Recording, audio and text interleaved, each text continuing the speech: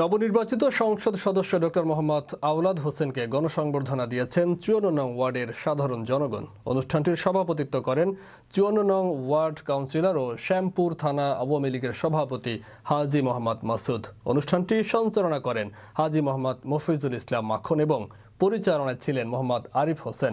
প্রধান অতিথির বক্তব্যে ডক্টর মোহাম্মদ আওলাদ হোসেন প্রধানমন্ত্রী শেখ হাসিনার অঙ্গীকার ডিজিটাল বাংলাদেশ গড়ার প্রত্যয় ব্যক্ত করেন।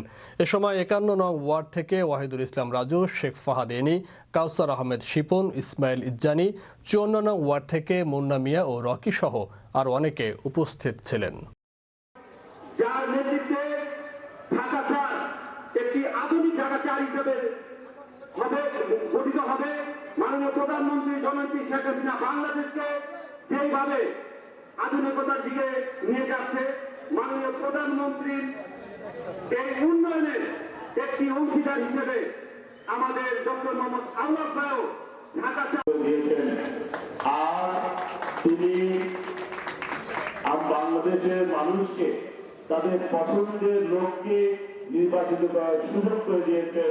সেজন্য আপনারা ভোট দিয়ে আমাকে নির্বাচিত করেছেন। আমি সেজন্য মাননীয় প্রধানমন্ত্রী শেখ হাসিনার প্রতি কৃতজ্ঞতা জানাচ্ছি।